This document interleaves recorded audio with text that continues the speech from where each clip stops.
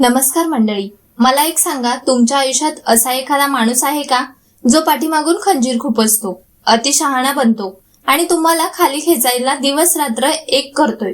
असा चाणाक्ष आणि कपटी शत्रू समोर आला ना की कित्येक जण घाबरून हातपाय गाळतात, नाहीतर रागाच्या भरात स्वतःच नुकसान करून घेतात. पण आज मी तुम्हाला सांगणार आहे, शत्रू जितका हुशार त्याला पाडण्यात तितकीच मजा असते. जर तुमच्या पाठीमागे सुद्धा असाच एखादा दडपून चालणारा शत्रू लागला असेल तर अजिबात घाबरू नका. आज मी तुम्हाला अशा 10 कडक गोष्टी सांगणार आहे, ज्या वापरल्या ना तर समोरचा कितीही चाणाक्ष असू द्या, तो स्वतःच्या जाळ्यात अडकून चारी मुंड्या चित होईल. हा व्हिडिओ शेवटपर्यंत बघा, कारण यातला 9वा आणि 10वा मुद्दा असा आहे जो शत्रूचा खेळ एकाच फटक्यात खल्लास करेल. चला तर मग थेट विषयाला हात घालूयात. नंबर 1, स्वतःचा पारा शांत ठेवा, मन स्थिर ठेवा. शत्रू जर अतिशय चाणाक्ष आणि कपटी असेल तर त्याची पहिली चाल हीच असते की तो तुमच्या भावनांशी खेळतो. त्याला माहित असतं की माणसाचं डोकं फिरलं की त्याची बुद्धी काम करायचं बंद करते. तो तुम्हाला चिडवण्यासाठी, तुमचा अपमान करण्यासाठी किंवा तुम्हाला उचकवण्यासाठी नवनवीन युक्त्या शोधेल.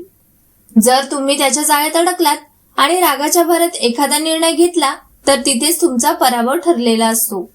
म्हणून अशा वेळी स्वतःचा पारा शांत ठेवणं हीच तुमची सगळ्यात मोठी ताकद बनते. जेव्हा शत्रू समोरून वार करायचा प्रयत्न करतो आणि तुम्ही एकदम शांत, निवांत राहता, तेव्हा समोरचा माणूस हादरून जातो. त्याला समजतच नाही की तुमच्या मनात नक्की चाललंय काय. डोकं थंड ठेवणारा माणूस हा कोणत्याही वादळात स्वतःचा तोल ढळू देत नाही. राग हा माणसाचा सर्वात मोठा शत्रू आहे आणि चाणाक्ष शत्रू याच रागाचा वापर तुमच्या विरुद्ध करतो. शांत राहणे म्हणजे माघार घेणे नव्हे, तर योग्य वेळेची वाट पाहणे होय. रागाच्या भरात उचललेलं पाहून नेहमी खड्ड्यातच घेऊन जातं.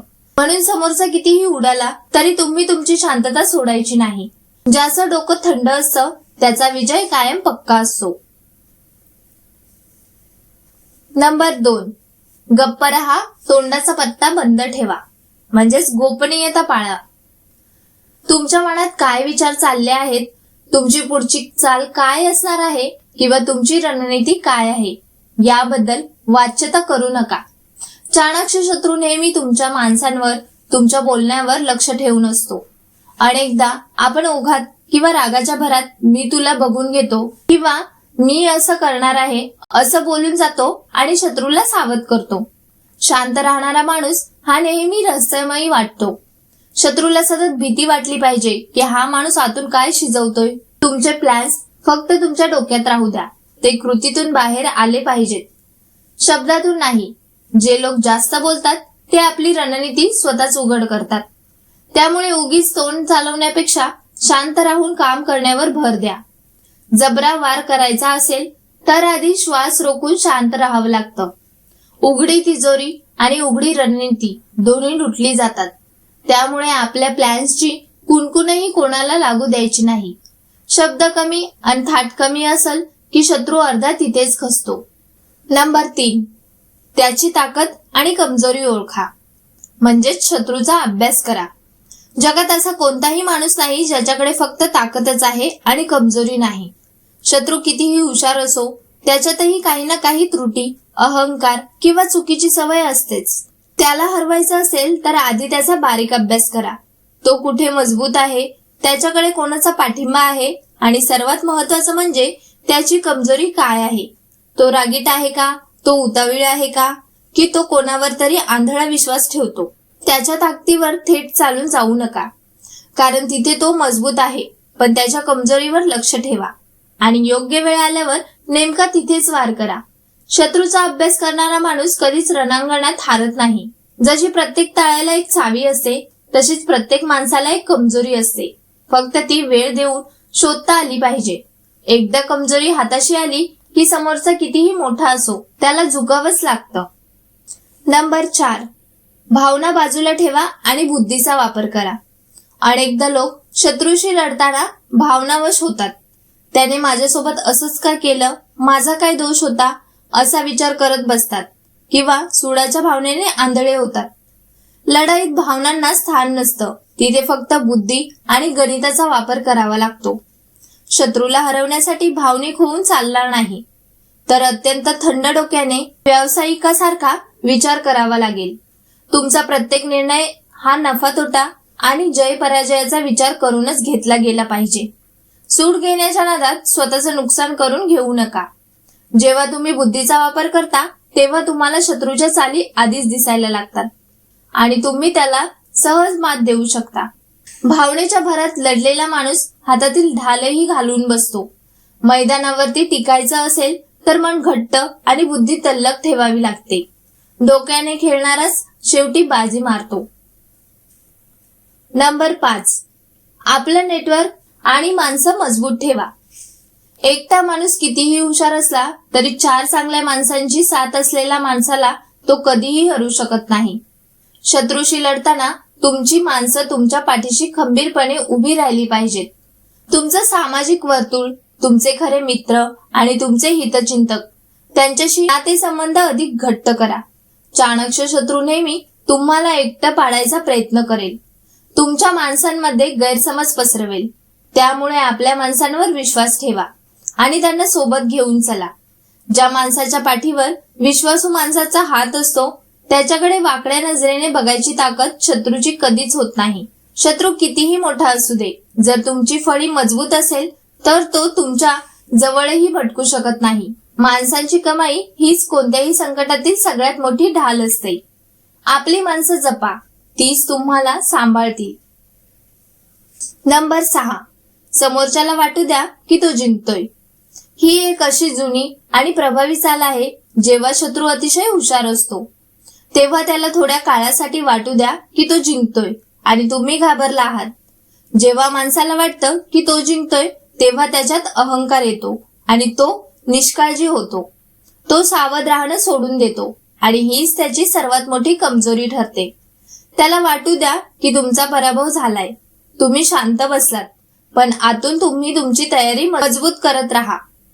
तो जेव्हा अहंकाराच्या हवेत तरंगत असेल तेव्हा अचानक असा झटका द्या की त्याला सावरणं अशक्य होऊन जाईल. अहंकार माणसाचे डोळे आंधळे करतो आणि हीच वेळ शत्रूला मात द्यायला सगळ्यात उत्तम असते. त्याला जिंकल्याचा आनंद घेऊ द्या, म्हणजे तो बेसावध होईल. तो ढिला पडला की आपली खरी चाल खेळायची. नंबर 7, स्वतःला आतून एवढे मजबूत करा की त्याला धक्का बसला पाहिजे. शत्रूशी लढण्याचा सगळ्यात चांगला मार्ग म्हणजे स्वतःची प्रगती करणे. तुमचं काम, तुमचा व्यवसाय, तुमची आर्थिक ताकद आणि तुमचं ज्ञान इतकं वाढवा की शत्रूने कितीही कटकारस्थानं रचली तरी तुमच्या केसालाही धक्का लागला नाही पाहिजे.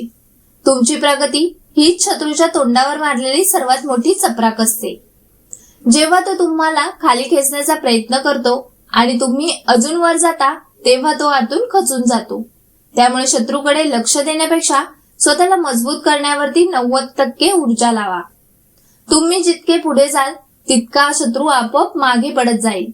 तुमच्या यशाचा आवाज एवढा मोठा असू द्या की समोरच्याच्या कारस्थानांचा आवाज त्यात दाबला गेला पाहिजे. स्वतःला एवढं उंच नेऊन ठेवा की शत्रूची नजरही तिथपर्यंत पोहोचणार नाही. नंबर 8, कायद्याची आणि नियमांची चौकट सोडू नका. अनेकदा चाणक्य शत्रू तुम्हाला असं चिथावतो की तुम्ही रागाच्या भरात काहीतरी बेकायदेशीर किंवा चुकीचं काम करावं. एकदा का तुम्ही नियमांची चौकट ओलांडली की तो तुम्हाला कायद्याच्या किंवा समाजाच्या जाळ्यात अडकवतो. म्हणून नेहमी नियमात राहून कायद्याचा आधार घेऊन उत्तर द्या. तुमची बाजू न्यायाची आणि सत्याची असेल तर जगातील कोणतीही ताकद तुम्हाला हरवू शकत नाही. शत्रूच्या जाळ्यात अडकून स्वतःचे हात घाण करू नका. उलट त्यालाच कायद्याच्या आणि नियमांच्या कचाट्यात पकडा. कायद्याचा आणि सत्याचा रस्ता थोडा लांब असतो, पण तोच तुम्हाला सुरक्षित ठेवून विजय मिळवून देतो.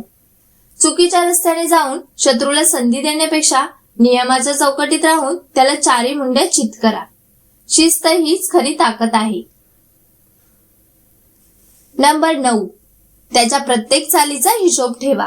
शत्रू शांत बसलाय म्हणजे तो काहीच करत नाहीये असा समज कधीही करून घेऊ नका.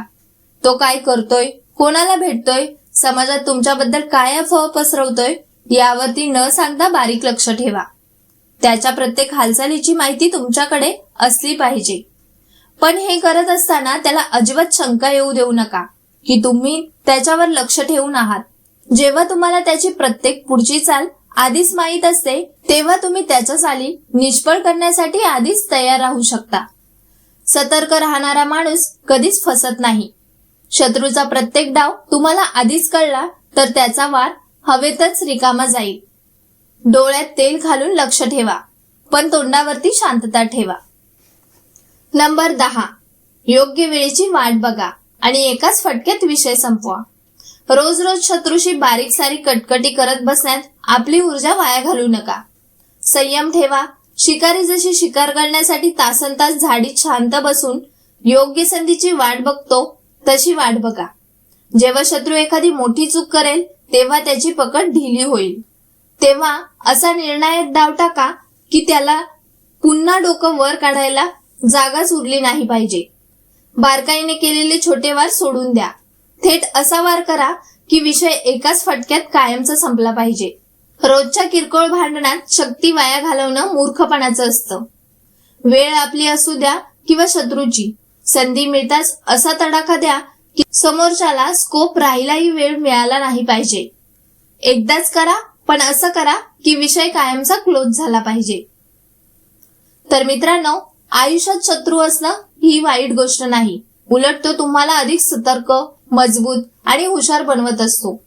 फक्त एक गोष्ट नेहमी ध्यानात ठेवा, लढाई ही ताकदीने नाही तर युक्तीने आणि संयमाने जिंकली जाते. शत्रू कितीही चाणक्य असो, जर तुमचं डोकं थंड असेल आणि तुमची पावलं खंबीर असतील तर विजय तुमचाच आहे. हा व्हिडिओ तुम्हाला कसा वाटला हे कमेंट करून नक्की सांगा. जर या व्हिडिओमधून तुम्हाला थोडी जरी ताकद आणि दिशा मिळाली असेल तर आपल्या जवळच्या माणसांना, मित्रांना हा व्हिडिओ नक्की शेअर करा. धन्यवाद.